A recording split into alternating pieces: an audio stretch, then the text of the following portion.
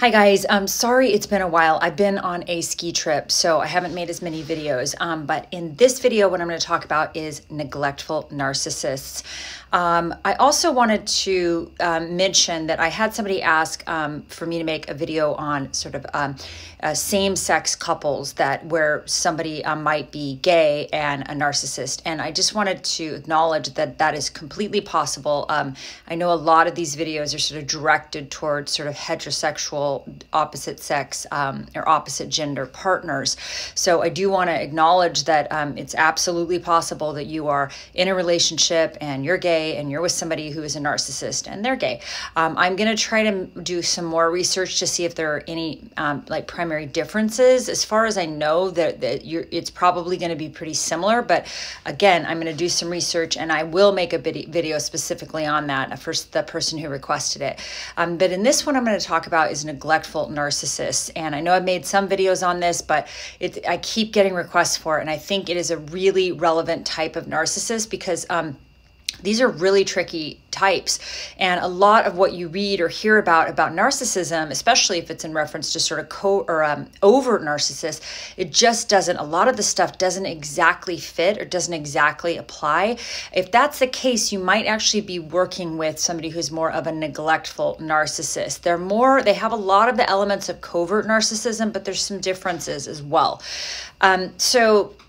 They love bomb. Neglectful narcissists love bomb in a much more subtle way than overt narcissists. They may say things like, so they may say things like, oh, you're so intelligent or you're so brilliant. And like whatever the hole that you have in your soul that needs to be filled, they're very good at sort of in the beginning, like zoning in on that.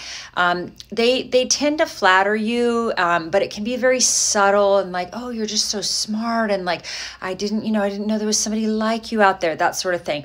And if you had neglect as a child, you can be particularly susceptible to love bombing, right? If you had any sort of neglect or abuse. But I think especially neglect where you didn't feel seen or heard in your family of origin, then you can really, really be susceptible to the love bombing. Neglectful narcissists are like coverts or overts where they do suck you in with flattery, mirroring, and idealization. But I think in their case, it is much more subtle, and it might also be a little bit more anemic than, say, the overt narcissist that's very overt in their flattering and their idealization. I think it's a lot more subtle and almost like a little bit under the radar, and maybe even just a little bit less emotion in their sort of flattery. And of course, the same with all narcissists is you do not realize that the flattery is false. It's to hook you in. And then, of course, then the devaluate, that's the idealization phase. They, typically a lot of times they'll rush the sex, although sometimes they won't. Like if you set really healthy boundaries, they might wait on the sex to sort of like, make you think that they're really adhering to your boundaries, right? But then there's going to start, the devaluation stage is going to be, start. And during that, what's going to happen is they are going to start neglecting you. And a lot of times, of course, this intermittent reinforcement, operant conditioning is what they use to sort of keep you tied to them. Now, these people are particularly the neglectful covert narcissists. They have almost like a persecution complex where they feel criticized. And this can be even the perceived criticism. So if you're actually simply asking for a need to be met, they take it as a personal criticism or a personal insult. Some are going to either deliberately neglect you, and it can be very calculated. Keep in mind, with the neglectful narcissist, neglect is a very powerful tool to make somebody feel unimportant, devalued, like they don't matter, like you just can't even be bothered to, feed the relationship. And you need to know that this is very calculated. They know it is a way to gain power over you and to maintain their superior position. You're inferior. They will use withholding of love, support, physical affection, sex, attention, money, empathy, sympathy. These ones are very known for giving you the silent treatment, but it's just like very subtle, and they're giving it to you like almost all the time. They just often cannot be bothered to respond to you. You could sit in a car with them for 8 hours and they just won't talk to you. They can't be bothered because you're just ridiculous. You're like, you're like the garbage on the bottom of their foot. They just can't even be bothered. They can't even find the energy to have a conversation with you because you're so, you've been so minimized. They want you to feel like you really just don't matter. They can't be bothered. They just can't. They're going to do a lot of the stonewalling and gaslighting, but it's in a much more subtle form than the overt narcissist or even the covert narcissist. It's very, very subtle, their gaslighting. They will use coercive control. They may sabotage your career, your ability to make money. They may deliberately not refer clients to you, make you feel like you're incompetent at your job. And they also tend to create they like to have financial dependence on them, or sometimes they do, because it gives them power and control. And that's all narcissists. In a relationship, specifically with a neglectful narcissist, you may feel like you're dying on the vine. They just cannot be bothered to feed the relationship. They just can't be bothered. They don't feel the need to feed the relationship. Their entitlement makes them think that they don't need to do that. Your job is to maintain the relationship. They don't need to do that. They're above that. These ones are really expert at managing your expectations down to where you are subsisting on emotional crumbs. You do more and more, they do less and less. They're very efficient in that they have figured out how to give as little as possible to get as much as possible from you. These ones, all narcissists use neglect as a form of control, but the neglectful narcissist, this is their particular genius, right? They really use neglect. Again, they withhold attention, affection, support, and they do this in a deliberate attempt to destroy your self-esteem and to make them superior and you inferior. But they're not going to do it in this overt way. They're not going to usually be verbally insulting. You're not going to see the rages that you see with sort of the overt narcissist. You're just not. In fact, you might see this incredible poverty of emotion. Again, they're sort of anemic. They don't have a lot of facial expression. They typically they don't have a lot of emotions, either not a lot of joy, not a lot of sadness. You might see if somebody, if their grandparents die or somebody around them dies, they're just not going to, if your cat dies that they've had for 5-6 years, you're just not going to see much emotion. It's a lot of stoicism going on here. And they do, again, there's a lot of withholding.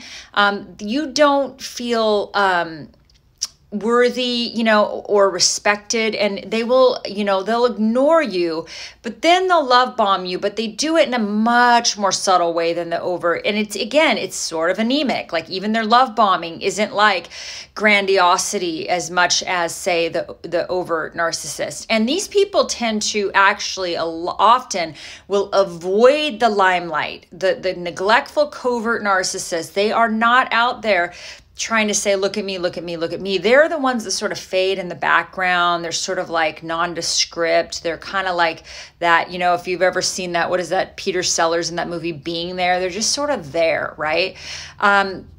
They will stonewall you when you try and bring up finances, sex, intimacy, needs in a normal relationship, or important topics in a relationship.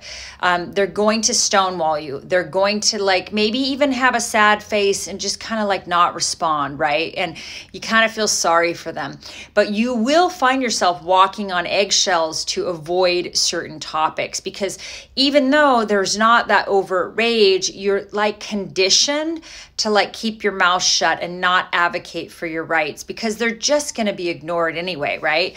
They might even agree in the moment, and then they're just not going to do it. They may say, oh yeah, I'll finish that bathroom, and then they just don't do it. Or yeah, sex is really important to me. I want to have it 3 or 4 times a week, and then, once every 4 months. They may agree in the moment just to sort of get you off their back. But again, we're talking poverty of emotions. These people just don't show much emotion. You're not going to see a lot of overt displays of jealousy or rage or anger. Really not. In fact, you might spend 10 years with them and never see an overt sign of anger.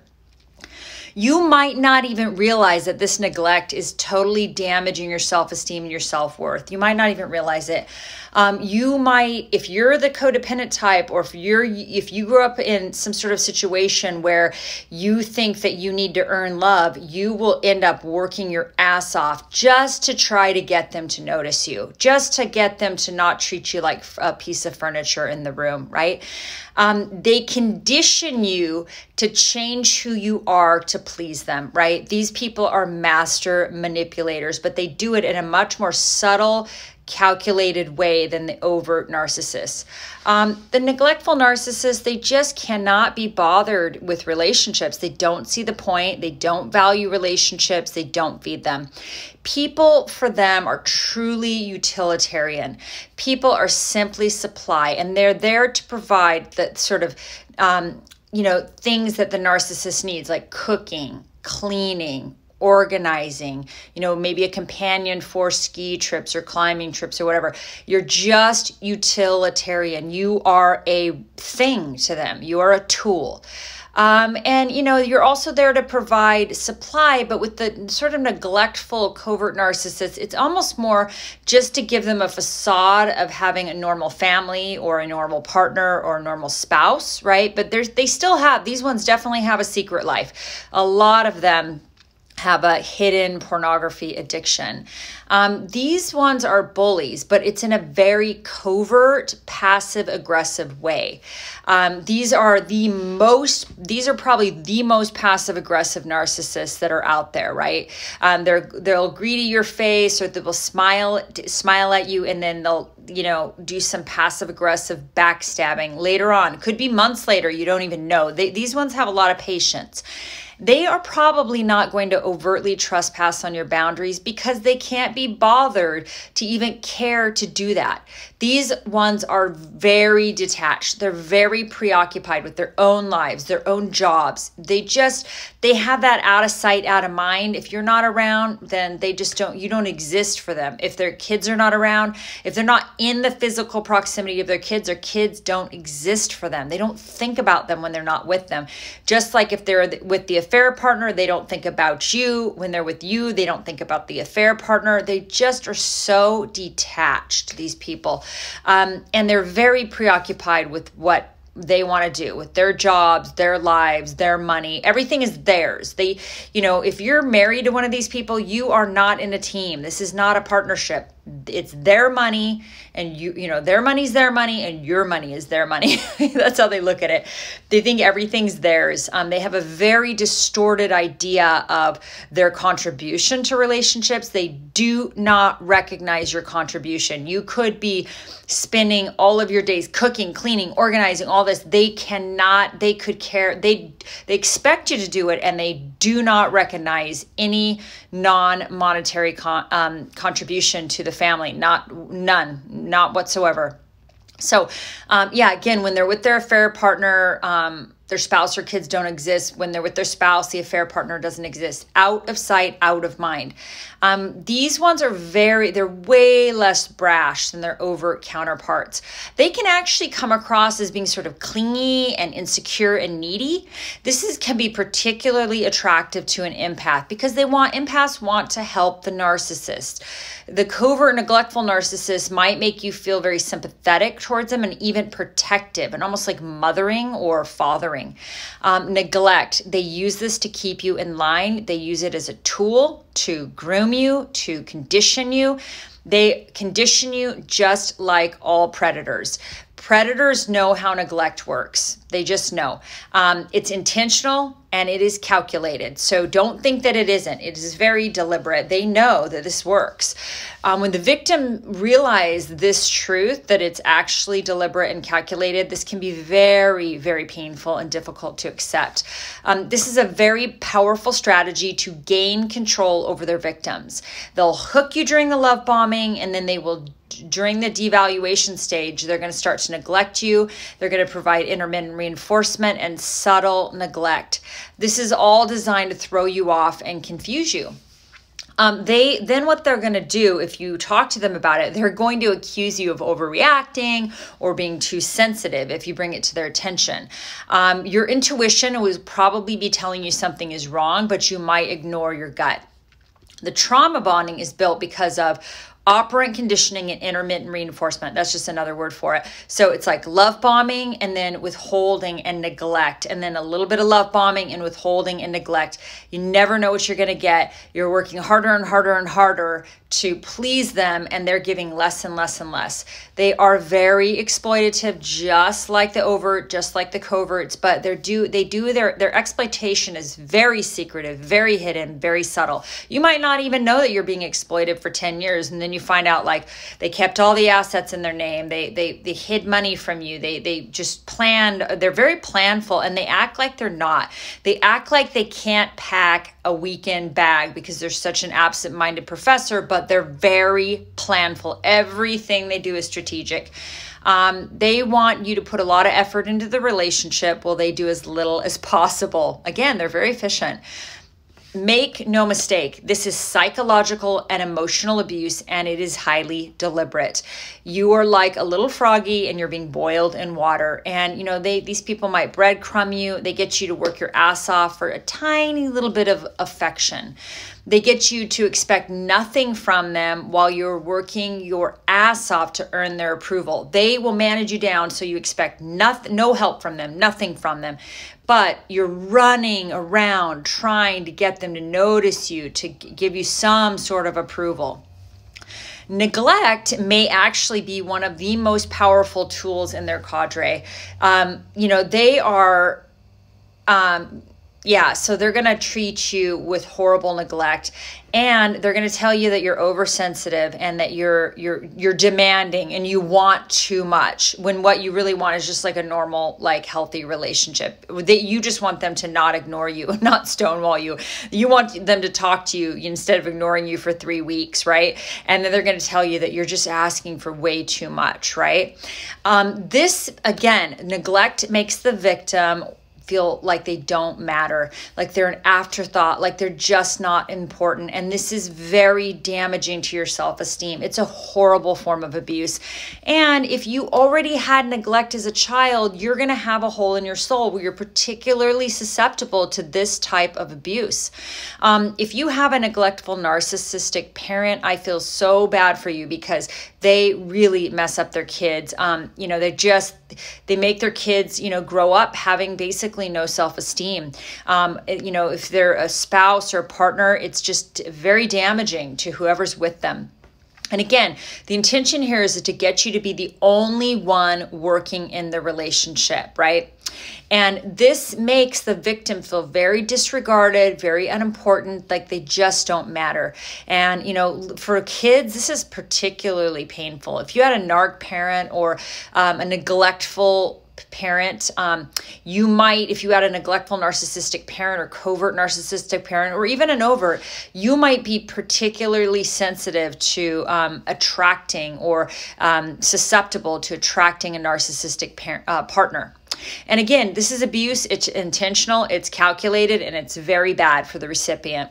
They show an utter lack of regard for you. They do not care about your internal life, about your feelings, they don't give a crap about your life. They don't really care about your friends. They don't really care about what you're doing. They don't really care about anything unless it's giving them something, unless like you're making money for them or you're cooking food for them. Like if it affects them, they care. But if you have friends and you want to go hang out, they could just care less. They really just act like they just utter lack of regard for you whatsoever, and for their children. These people are famous for not providing normal compliments. Everyone around you could be saying, great, that's so amazing that you did that thing, or you did such a wonderful thing here. And what you'll get from these neglectful narcissists is radio silence. Again, utter lack of regard. They don't provide just normal compliments, normal words of affirmation. They ignore the personhood of another human being, whether that's their partner or their child. They starve them out. You start to feel like you are literally a piece of furniture. And all the while, they're acting in this quiet, smug, superior way to you.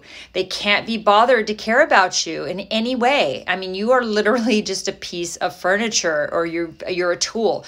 These ones tend to have almost like an OCD component to them. And what I mean by that OCD is that like very rigid in their thinking, and they can be they're workaholics. They could be, it's interesting because these ones can actually be very connected. They can be a different person with their work colleagues and the people they work with. They can be much more engaging, and then they go home and they completely ignore their kids and their spouse, right? It's weird. They tend to be very weird and miserly about money and about control of their environment. Like a lot of times they're really controlling about, they want to do everything themselves. They want to do the roof themselves, or if there's some projects on the house, they want to do it themselves. But then they also do a lot of procrastination, right? And it's sort of like their way of punishing you. But, they won't, often they won't let you hire out, but they won't finish the projects because it's in this weird passive aggressive way often of punishing you, or just not doing, they're very, kind of weirdly lazy at home. They can be workaholics at work and then lazy at home. These people come from the most emotionally impoverished starvation families where they may have been total workaholics, focus on achievement, and absolutely no attunement to these kids' emotional life. They just could care less. They're just not emotionally warm people. They grew up in those kind of families. Again, there's a rigid focus on work and money. Again, super miserly with money, time, energy. These people neglect human relationships. You might notice that they're very stoic with their expressions on their faces. They show very little emotion. Again, they don't have a lot of overt displays of rage, jealousy, or emotion. They have a contempt for intimacy and closeness. They want you to cook for them, clean for them, do the sports, do the vacations, but they do not care about your internal life. They don't care about you as a person. They just can't be bothered to care. This is, again, it's very bad for partners. It's very bad for spouses. It's very bad for kids. It's very bad for girlfriends and boyfriends, or boyfriends and boyfriends. This can actually really exacerbate or create somebody that it can create a fearful, avoidant, or anxious attachment style in their partners or their kids. It results in the recipient has a lot of self-doubt. They feel unworthy. They feel unwanted. They feel less than. They feel as if they simply do not matter. And in these relationships, you are literally dying on the vine. They cannot feed these relationships, or they choose not to because they don't see the value in it. So I hope this was helpful to you.